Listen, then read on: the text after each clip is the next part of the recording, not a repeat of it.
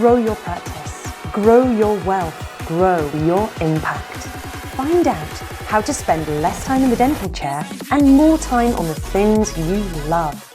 Welcome back to the Dental Wealth Podcast. Glad to have you back this week and for another great episode. Got a great topic to talk about today, and started making me think. Recently we had our event, which is a first live event we've done since COVID, and it was interesting. I asked the hotel, I said, is this the first live event you've had since COVID? And they were like, yes. And I said, well, of course that'd be the first one, right? I mean, and I think I started thinking about it was I was talking to this group, and I started talking to them about what I get to see. And, you know, just like you are with patients, that you've worked with thousands and thousands of patients, the same way with me and doctors. And today I want to talk about what I see from a wealth perspective in successful people and doctors and how that relates to actionable steps. And I want to kind of pose a question to you today, an interesting question. I want you to kind of put your thinking hat on and kind of what, you know, how we identify ourselves and how is that affecting your life and your wealth and your decision making, and truly who you identify with and who the type of person you are. Because my most successful doctors and most successful people in the world, they have this thing about success. And there's a saying for it, like everything they do touches, you know, everything they touch turns to gold. You've probably heard like people say they've got the magic touch, right? The magic, you know, spell that everything they touch works. And then you've got people that, for whatever reason, they can't get out of their own way, right? And it's like, for whatever reason, everyone they know has an illness and their dog's sick and their car just had a flat tire, and you know what I'm talking about. Like the people that just can't get out of their way. And it seems like it's almost like the Charlie Brown where, you know, Linus had like I think it was Linus who might have had the cloud over him, or the dust cloud, or, you know, it's like that. There's something that follows these people. And I want to talk about the conscious decision we make and how that affects that, and where I think that comes from, and how you can make actionable steps to focus on that if you really truly want wealth and want to create that.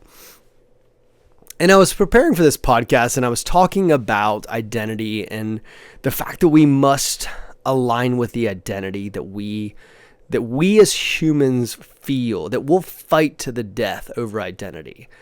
And once we've identified, whether with a group or, you know, we've identified with a certain belief, like people will fight for that belief and who they believe they are. And let me give an example of what I mean by that. So we were talking about when I went to basic training, I always wanted to go in the military. It was like something that it was from the time I think the smallest, my grandfather stormed the beaches of Normandy, and he's like on the front cover of Time magazine and or some large publication. I think it was Time, but it's a major photograph. And in fact, when I was a youngster in kindergarten or first grade, I picked up a book of World War II, and my grandfather, I saw that same picture. Very famous World War II photo. And so there's history of military in my family, and I just wanted to be in the military. So my 17th birthday, I signed up for the military, and I'm like, I've started to identify with this, right? I'm going to be this military person, and maybe that's why I joined, right? Because at a young age, I decided my identity would be that I would be in the military when I graduated from high school. Now, I had great grades and did very well, but decided before I went to university that I would first go off to the military. Now, I might have done that in the wrong order, but that's okay. And so I get there, and you got to imagine this big room, right? You're in this room. You don't know anybody. You don't have any family anymore. You don't have any friends. You don't have anybody you identify with. And then they take off all your clothes, and they make you but first of all, you take everything out of your pockets, your glasses, keys, wallet, whatever you have, you take it out of your pants, and then you put it in a box. And so they give everyone a big box. And then, of course, you're still wearing your civilian clothes. So you strip down completely naked in front of all these people that you've never met before. And for most people, that's a new experience, right? They've never done anything like that. And then they put everything in a box. They make you tape up the box and put 400 stamps on it. And you're still in this room, completely exposed, and you send off everything. And then, of course, everybody gets the exact same uniform to put on. And they shave your head. So, depending on whatever hairstyle you had before that you identified with is gone. Your wallet, which you probably identify with, and gone. Pictures are gone. Friends are gone. Family's gone. And they strip away, and it's very intentional, by the way. And because we're gonna round this back out to wealth in a little bit, but I want you to hear me what the military is trying to do there. Very, very intentional, right? There's a lot of psychology behind what the military does. Because how do you get somebody to run into a hail of bullets? Now, I told you for identity that people will do basically anything to align with that identity. Like once an identity is created, they will do anything, including run into a hail of bullets for that identity. So what ends up happening is they strip an individual down of their identity. So whatever identity you had chosen before you went in, you were a skater, you were preppy, you had tons of friends, your family, whatever it is, whatever your identity was before is gone. You have no friends. You have no family. You don't have your haircut. By the way, the haircut is identity, gone. Right? Anything you used before to identify yourself in a certain way is taken away from you. And in fact, your citizenship is taken away. Just, you're no longer, I don't know, most people don't know that.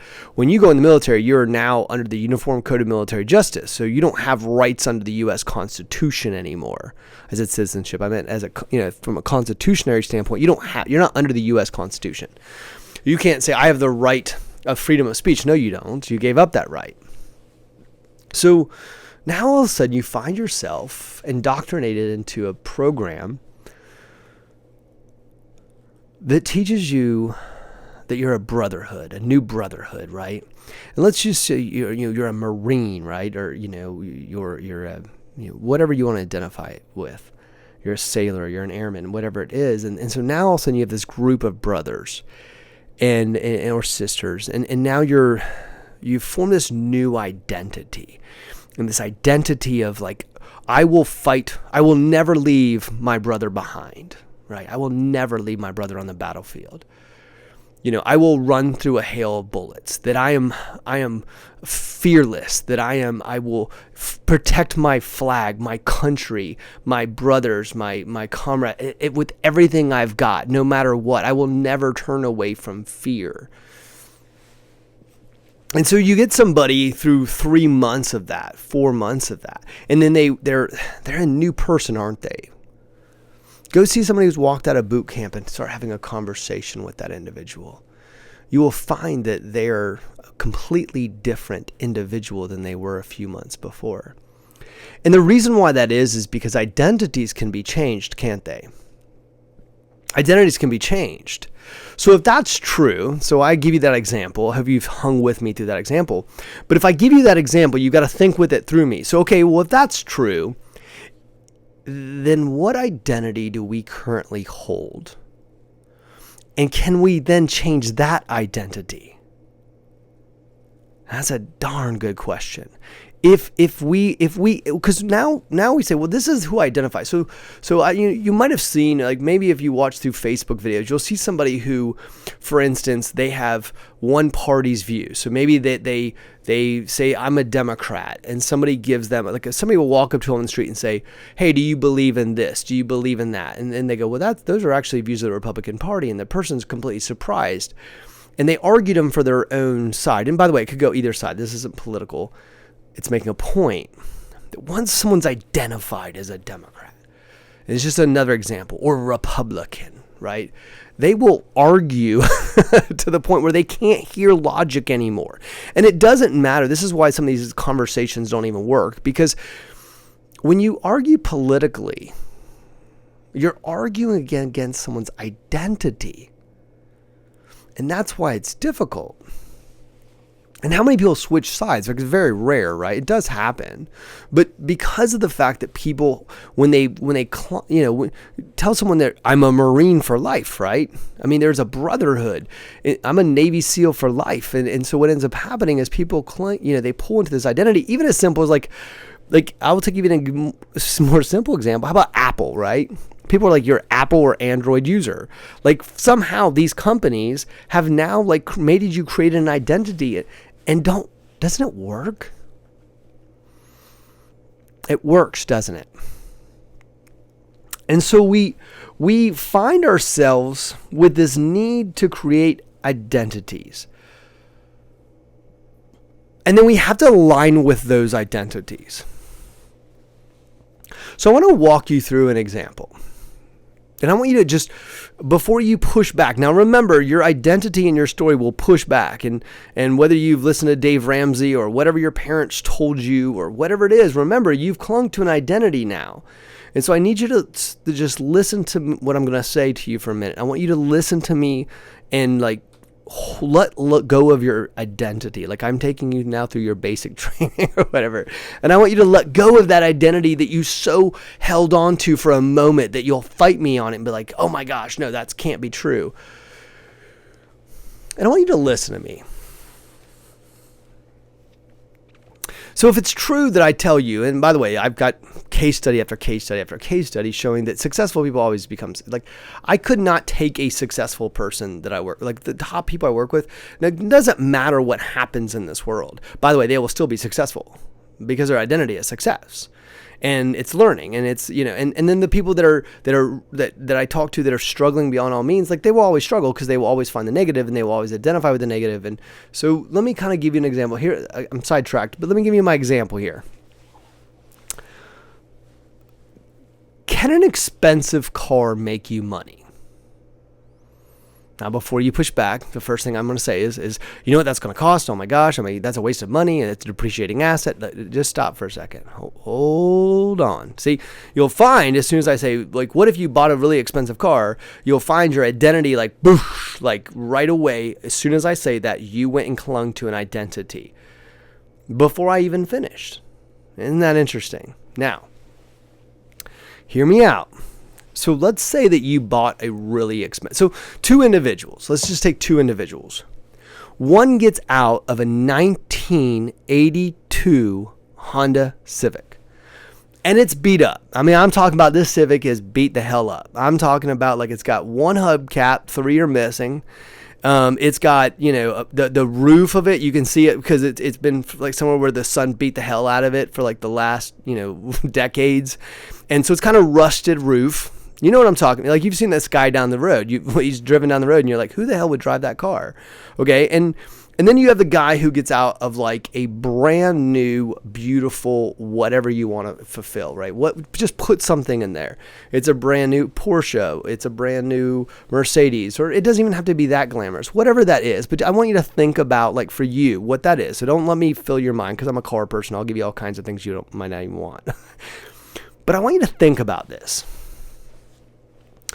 And so we've got two individuals. One's getting out of this clunker, and the other's getting out of like this really beautiful car.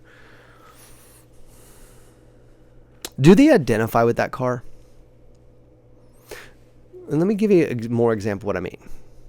Do they look different? Do they walk different? Like, when you pull up in that brand new, shiny, sexy thing, do you smile a little differently than if you got out of the old Civic? Do you walk a little differently? Do you... And here's another question for you. Let's say you were interviewing a real estate agent and they pull up in those two cars. Do you judge them differently? Do you think about those two people differently? Now, you might say this person might give you all the justification why their Civic makes sense economically, but still, we've got a story and we tell ourselves that person is not what? They're not as successful. And so now we start, and even if we hired somebody, look, if you hired somebody and one of them's driving an 82 clunker or whatever it is, and the other is driving a really nice car, I would argue that one would get paid differently. I would. And so now here's the question of, would that affect this? So here's what I'm going. So does that affect someone's confidence? The two cars, does it affect someone's confidence? And in the way this person starts to act. Now, what if they get out of this close? Now, let me ask you a question. When you get out of the brand new car, this beautiful, amazing thing, do you want to be wearing a pair of stonewashed jeans from 1986? Like, do you? Probably not. I would argue probably not. Like, you want to get out of that car with like a nice pair of sunglasses, like looking good, right? And so if you get out of the 80, whatever year I said, 82 Civic, do you really care about your clothes as much? Maybe not, right? It's not, who cares? You're in an 82 Civic. No one's really judging, hey, you probably saved some money. You went down to Sam's Club or Costco and you bought your whole, 42 outfits for $12, like Clark Howard says, or whatever. So let's take these two people for a second. One, by the way, I'm not telling you to buy a new car. That's not what I'm saying. I need you to just hear what I'm saying about how we create this identity. What's the identity of these two people? Like, what is one identity? One identity is, I don't know how you feel tremendously successful getting out of A2 Civic with your stonewashed jeans. Like, I don't know that you would care as much as probably about your physical well-being, because I do believe that everything affects everything else, right? Everything affects everything else. So you probably let yourself go a little bit more, right? Now, when this guy in his A2 Civic is with his wife, he's probably, not feeling as confident, as sexy, and so he's got this 82 Civic. He's in this kind of dumpy clothes, and he's probably a little overweight and doesn't feel really good. Do you think that affects his relationship with his spouse? I mean, unless the spouse is of the same identity, probably so, right? So now take the other person. The other person's getting out, right? He's got his brand new, nice car. He's got these beautiful, nice clothes. Probably wants to look good in those clothes. I would assume he probably does. So now he's taking care of his health. Do you think that affects his health? Do you think that affects his confidence with his wife? Right? Do you think that affects his overall confidence? And I would argue that it probably would. So we started to look at this and started to say, okay, well, hold on now. So, because now here's where I'm going with this. And so what would have to happen for that person now who believes he is confident? So I'm talking about the wealthy person. For him to make sure, remember I told you, people will run through a hail of bullets to make sure they align with their identity. By the way, I'm not talking about going in debt. I'm not talking about that. Just hang with me here. Somebody has to align, because by the way, I would argue also that the guy with the 1982 Civic probably doesn't care about making much money, okay? And so now this identity, now he might be a saver and he might have, he might be this secret millionaire. I get all that, but just work with me. The identity of this individual in this nice car with the nice clothes with his wife, who, by the way, he's now paying attention to, and she feels like she needs to take care of herself. And now he has this confidence, and he has to align with that identity so strong that now all of a sudden he needs to make more money. He needs to, when he walks in order, then I would argue he probably gets paid more money. When he walks in a room, people take notice because he's dressed so well, because he drives a nice car. I bet you he gets paid more just because of that. But then his confidence goes up because he feels more confident.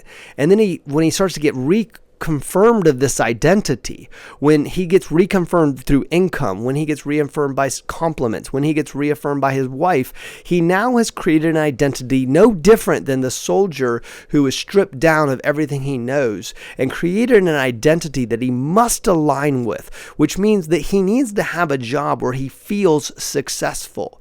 He needs to have an income aligned with that success. And then he needs to hang out with people who align then with that successful position. And then those people tend to be of the same ilk. They tend to be successful, and so that they're having a higher income, and then they're talking about their companies, and then there's opportunity, and then they're talking about the next venture, and then versus the 82 Civic, I'm going to ask you guys an honest question. I want you to tell me the truth. If somebody pulls up in a 1982 rusted Honda Civic with holes in their jeans and they're stone washed and they look like they haven't bought it, they're wearing their concert tee from like 1984, do you have the same conversations with them? Would you pay them as much? Maybe you hired them. Would you pay them as much? And I don't think you would.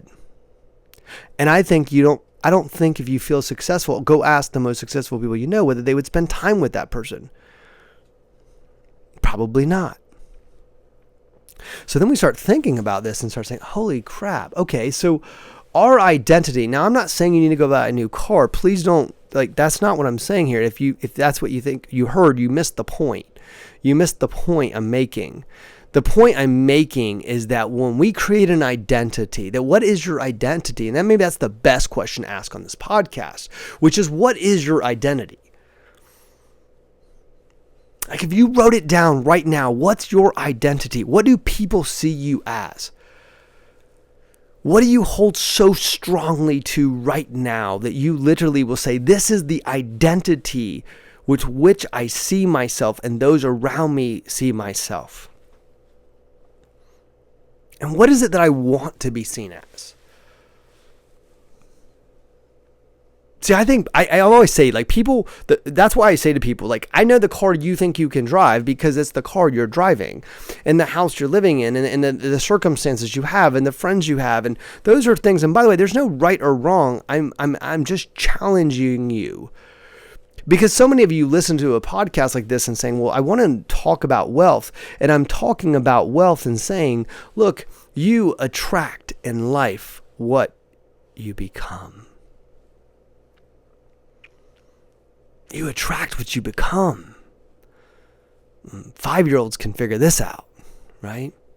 Look, when you start being nice to people, you attract nice people. If you're a taker, if you use and abuse people, you attract people that use and abuse people. And then that life ends up becoming, you have this negative feeling about life. And people ask, well, why does this negative cloud hang over these people? And why can't they be successful? Because like attracts like, because you attract what you become. And as your identity becomes negative and a taker and a user and someone who's not successful and someone who drives an A2 Civic, you will only attract people of the same ilk. And then you'll wonder why you can't get out of it. Well, if that's true, then it's true. All we have to do is change our identity. Now, I didn't say it was easy, but it's true. That if you really wanted to be something, whatever that is for you, now, yours might not be economic, and that's fine too. Maybe it's not economic. Maybe you want to be known as a philanthropist, or maybe you want to be known as somebody who just is a kind person. It doesn't have to be economic. But economics is a great place to start.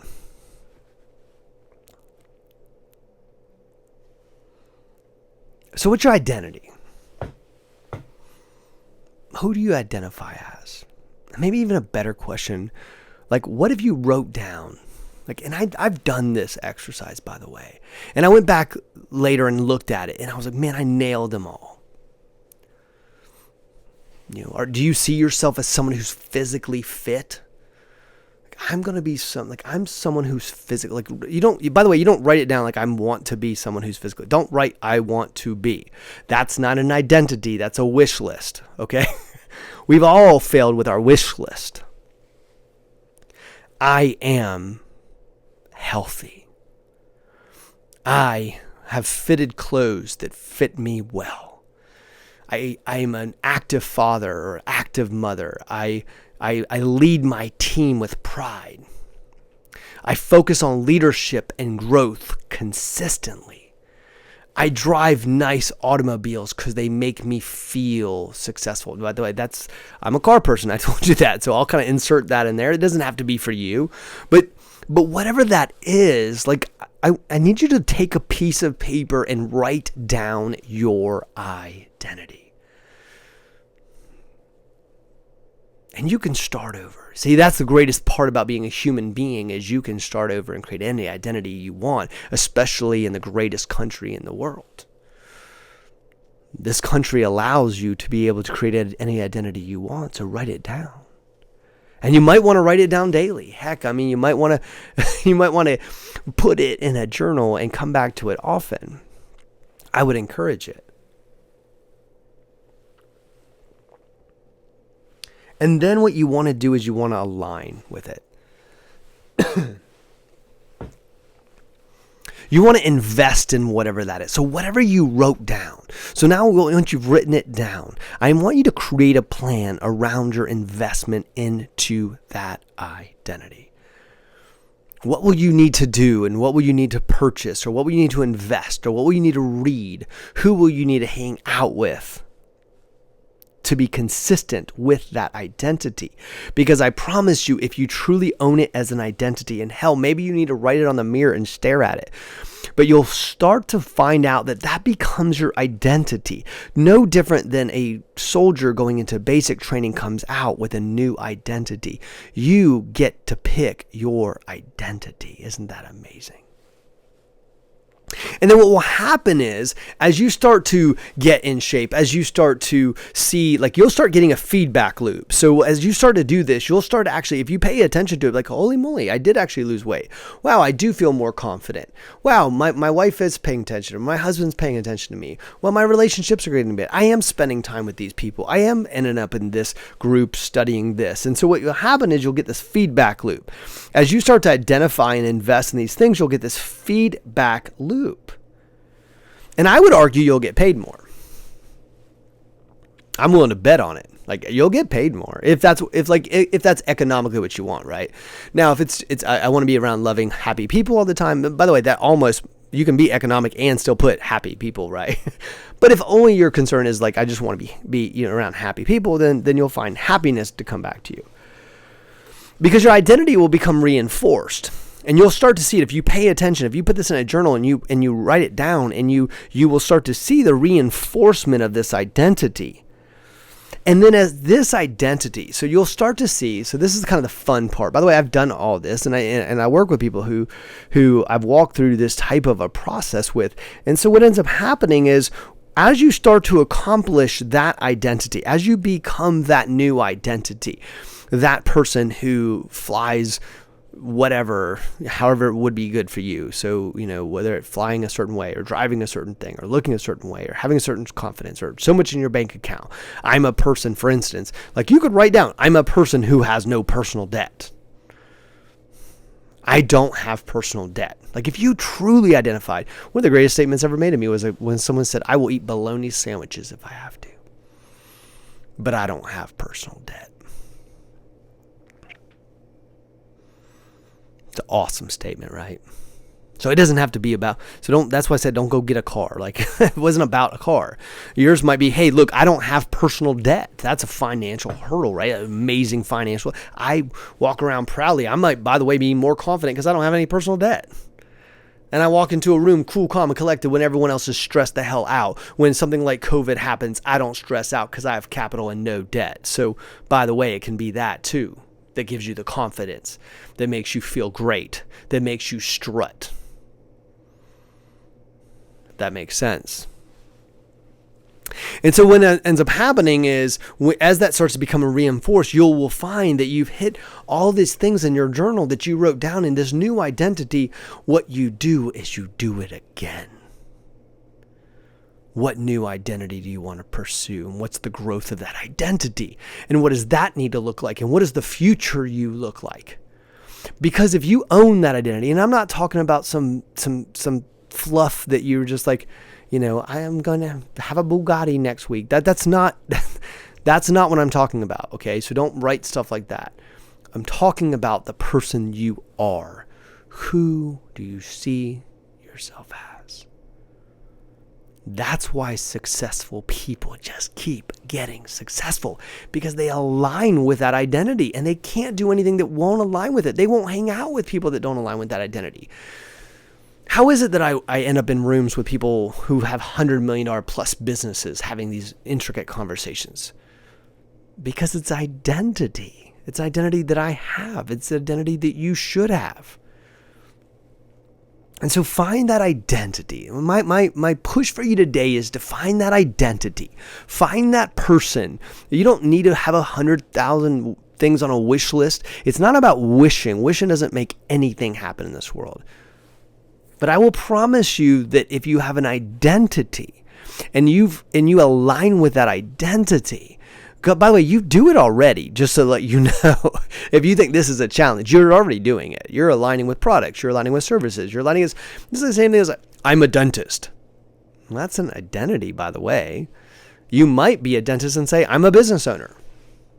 Isn't that two different identities? I remember being at the University of Florida one time, and I remember we were sitting in the stands one time. We were doing these things called stadiums where you run up and down the stairs, and we'd all taken a break. And somebody said, I remember this. They said, I go to a football university, right? By the way, at that point, we were winning football and basketball national championships. So I go to a football university. The next guy says, I don't even know what you're talking about. I go to a basketball university. Yeah, it's a different identity, isn't it? And then the next person said, I go to an academic university. Same product, same service, 3 different identities. So we do it all the time. I'm a great husband. I'm a great wife. Right? We do these things. I'm an Apple owner. I'm a Ford guy. I'm a Chevy guy. I'm a Mercedes guy. We do it already. And so this is a process that's not new. This is, by the way, it's not a new process. You've been doing it since you were a small child.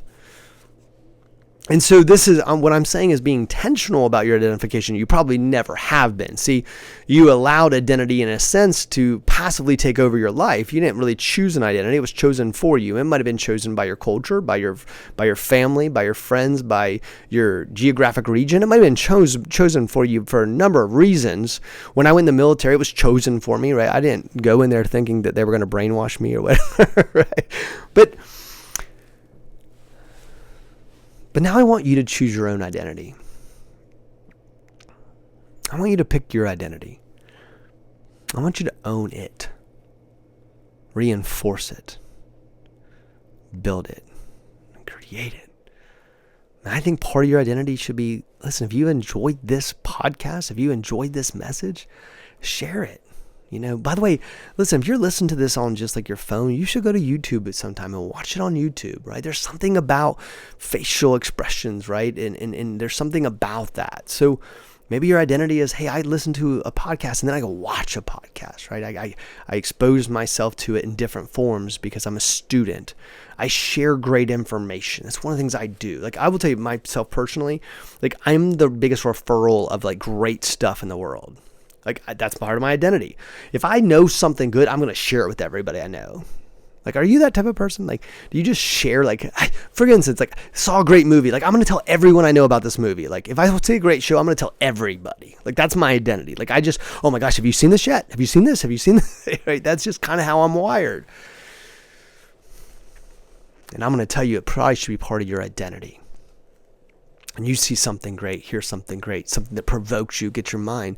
Don't have a scarcity mindset. That's an identity too. Share it. Be abundant. Don't worry about other people getting ahead as well. Like, let everyone rise up around you, because then they'll share information back. Isn't that interesting? Like, if you share information, then you'll attract people that share information. That's how this works. If you're the type of people, now you might find 10 people that don't care. But see, it's like the thing where, like, all of a sudden you share that movie with one person that goes, oh my gosh, that is I watched it. Oh, can I tell you about a good movie? And so what happens is the same thing happens with success. It happens with success. Now, you might share this podcast with 10 people and 9 of them don't even pay attention. But that one, oh my gosh, it was amazing. And then they share, I got another podcast you should listen to. And then before you know it, this is what I'm talking about. That's what abundance happens, and that's what identities are built for. So that's not self-promotion. It's saying, hey, go be a better you. Hey, part of being successful is sharing great information. So look, like this, subscribe it, share it. Make sure you're doing those types of things. Make sure when you listen to something like this, you're making things happen. Be consistent with who you are. Be consistent with your identity, and be consistent with the things you say you're going to do. So, hey, I hope you've enjoyed this. As you can tell, I love this topic. I love this information. It's on my heart, on my mind, and I really truly want to see you be successful. It's why I do something like this, is I want to see you be successful. So, get this stuff, put it in place, make it happen. I'm here for you guys. Hope you've enjoyed. We'll see you next time.